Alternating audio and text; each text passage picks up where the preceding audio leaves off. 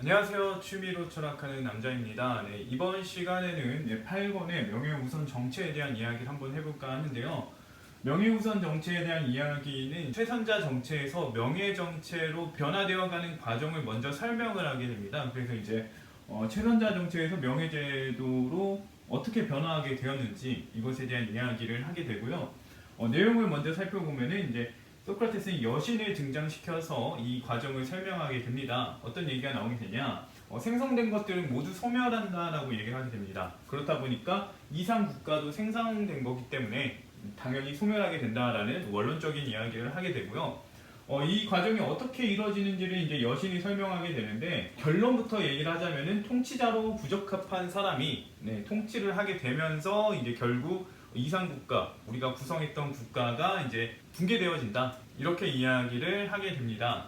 그래서 그 과정을 살펴보게 되면 어떠냐면요. 일단은 최선자 정체 같은 경우는 선으로 삼고 있었던 것이 지혜 추구, 올바른 추구, 미덕 추구였어요.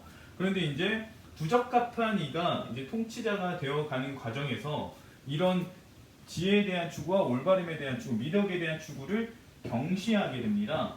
경시하게 되니까 어떻게 되느냐? 지혜가 중요한 게 아니라 명예와 승리, 전쟁에서 이기는 게 중요하다. 체력적인 능력이 중요하다라는 입장이 생기게 되고요. 그 다음에 우리가 미덕을 굳이 추구할 필요가 있느냐? 모두를 위해서 공공의 선을 위해서 우리가 희생할 필요가 있느냐라는 생각이 생기게 되고 그렇다 보니까 실용성, 자기에게 얼마나 실용적인지를 따르게 되다 보니까 부에 대한 추구도 어느 정도 하게 됩니다. 그래서 최선자 정체에서 명예 정체로 바뀌게 되는 과정에서는 이 두 세력이 대립을 하게 됩니다. 이 두 세력이 대립을 하게 되는데 여기서 이제 명예와 승리, 실용성을 추구하는 사람들이 공감을 더 많이 사게 되겠죠. 왜냐하면은 미덕을 추구해야 될 이유에 대해서 설득을 하려고 하지만 결과적으로 사람들이 끌리는 것은 이 실용적인 측면이 더 많이 끌릴 수 있기 때문에 수호자들이 이쪽으로 이 세력으로 몰리게 될 경향이 크게 됩니다. 그래서 이 사람들은 소수가 되게 되고 이 사람들은 다수가 되기 때문에 이 사람들 위주로 해서 국가가 운영이 되어질 여지가 생기는 거죠. 그렇다 보니까 이제 결국에는 이 수호자들이 실용성을 따지고 자신의 능력에 따른 그 대가를 요구하게 되기 때문에 이제 시민들을 노예로 부려먹기도 하고 통치자가 되니까요. 군림을 하기 시작을 하는 거죠. 이전에는 평등한 관계, 통치자와 이제 그 시민들이 서로 이제 유기적인 관계, 서로 어느 정도 뭔가 위아래가 없이 그냥 어떤 사람이 재능에 맞춰서 이 일을 하는 거고 저 사람 재능에 맞춰서 이렇게 하는 거다라고 했는데 이경으로 넘어가게 되면서 이제 시민들을 자기 부하, 노예 이런 걸로 삼아버리는 상황이 생기게 되는 거죠. 그리고 사적인 부도 추구를 하게 됩니다. 이렇게 되면서 이제 이상국가 이거는 이제 붕괴가 되어버리는 거죠. 그리고 여기서 지금 출산에 대한 이야기를 빼먹었는데 이제 여신이 그 통치에 적합하지 않은 인물이 태어나는 과정에 대해서 이야기를 하게 되는데 이 출산에 그 훌륭한 이가 태어날 수 있는 주기가 있다고 합니다. 그래서 이 주기를 맞춰서 통치자들이 아이들을 낳게 해야 하는데 그렇지 못하다 보니까 온전한 수호자가 태어나지 못할 수 있다. 이런 이야기를 하는 거죠. 근데 이 출산 주기에 대해서는 솔직히 저는 모르겠고요. 솔직히 저는 이 내용에 대해서 명확하게 알 수가 없어서 지금 그 설명을 하지 않고 넘어갈 건데 결론적으로는 그 출산 주기, 훌륭한 사람이 태어날 수 있는 그 주기를 수호자들, 인간으로서는 알기가 어렵기 때문에 결국에는 이런 그 빈틈이 생기게 되고 그 틈에 의해서 이제 이상국가가 무너질 수 있다라는 얘기가 나오게 됩니다. 다음으로 명예우선 정체의 특징을 보게 되겠는데요. 명예우선 정체 같은 경우는 최선자 정체와 과두제 정체의 사이에 있습니다. 그래서 이 두 정체가 갖는 특징을 일부 지니게 되는데 그러는 과정에서도 이제 독자적인 특징을 이제 보이게 됩니다. 이 특징에 대해서 한번 살펴보겠는데요. 최선자적 특징으로 나타나는 건 이제 통치자에 대해서 경의를 보이는 겁니다. 이제 통치자들에게는 이제 존경과 이런 것들을 보여야 한다고 얘기를 했었는데 그런 경의를 보이는 모습을 여전히 유지하게 되고요. 그 다음에 업무를 여전히 분업화합니다. 그래서 전사들이 농사나 상업을 하지 않습니다. 그래서 전사들은 전쟁과 관련해서만 하는 그런 모습을 보이게 되고요.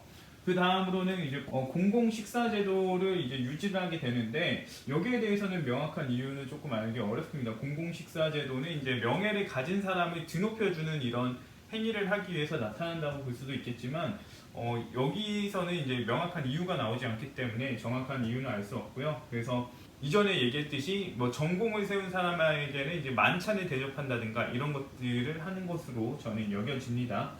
그 다음으로는 이제 체력 단련과 군사 훈련을 중시하게 된다는 얘기를 하게 되는데요. 이제 신체와 관련된 부분, 기계와 관련된 부분을 굉장히 중요시하는 특징을 보이게 된다. 근데 마찬가지로 최선자에서도 이런 부분은 어느 정도 관리가 되어야 하는데 너무 한쪽으로 편향되어서는 안 된다라는 얘기를 했었죠. 조화를 이루어야 된다라고 했는데 명예우선 정체에서는 한쪽으로 편향되는 이런 모습을 보이게 됩니다. 그래서 그 정신이나 성격에 관련된 부분은 좀 더 이게 우리가 컨트롤하기가 좀 번거롭잖아요. 절제한다던가 이런 것들은 번거로운데 체력 단련이나 군사 훈련은 자기의 능력을 증진시킨다는 측면에서는 굉장히 단순한 측면이 있죠. 네, 계속 검열하지 않아도 되는 어느 정도는 이제 덜 검열하게 되겠죠. 지적인 부분을 관리하는 것보다는요.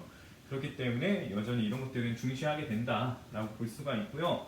그럼에도 불구하고 최선자 정체와 이제 차이를 가지게 되는데 그게 뭐냐면 현자를 통치자로 여기지 않습니다. 원래 최선자 정체 같은 경우는 현자이면서도 전쟁 능력이 좋은 사람이 통치자 후보로 올랐었는데 네, 현자를 통치자로 삼지 않는다는 거죠. 왜냐면은 많은 사람들이 정신적인 미덕이라던가 아니면은 올바른 선이라는 올바른 추구를 하기를 어려워합니다. 하기를 어려워하기 때문에 다수가 생각했을 때는 이건 너무 소수만을 위한 것이다 라고 보여질 수가 있고 그래서 자신들도 편리하게 이렇게 올라갈 수 있고 어느 정도의 통치력을 가질 수 있는 방법을 찾게 될 거고요. 이런 능력을 중시하는 패거리들이 나타나기 시작하면 현자들은 당연히 이제 소수로 몰려서 통치를 할 수 있는 어느 정도의 힘을 갖지 못하게 되겠죠.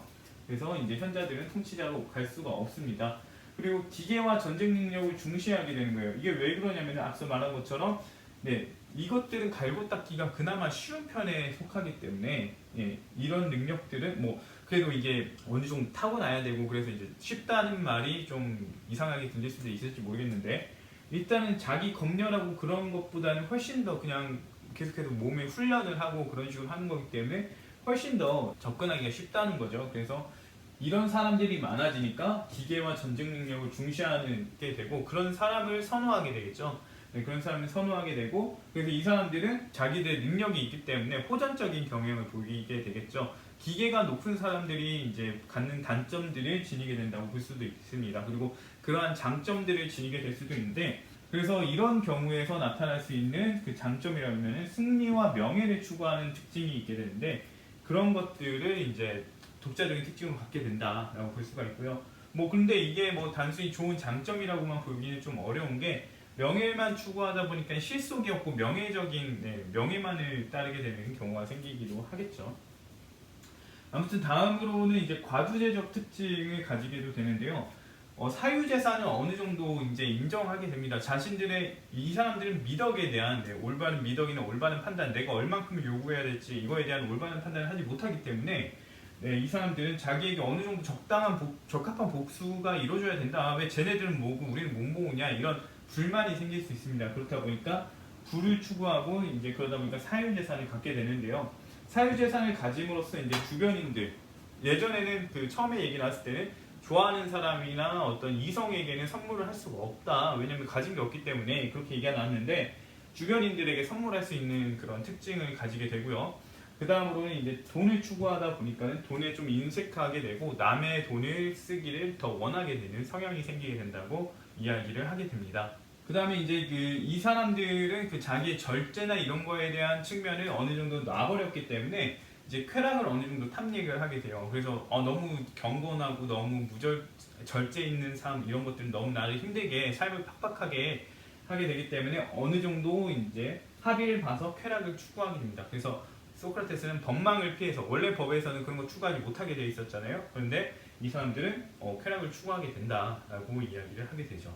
이렇게 이제 그 명예우선 정체에 대한 이야기를 하고 이제 여기서 간략하게 하고 넘어가게 되는데 왜냐면은 더 깊게 살필 만한 이유가 없다는 거죠. 제도적 장치라든가 이런 것들을 더 깊게 살필 만한 어떤 근거가 없기 때문에 이 정도의 특징만 다루고서 이제 명예우선 정체에 상응하는 인간상에 대해서 살피게 됩니다.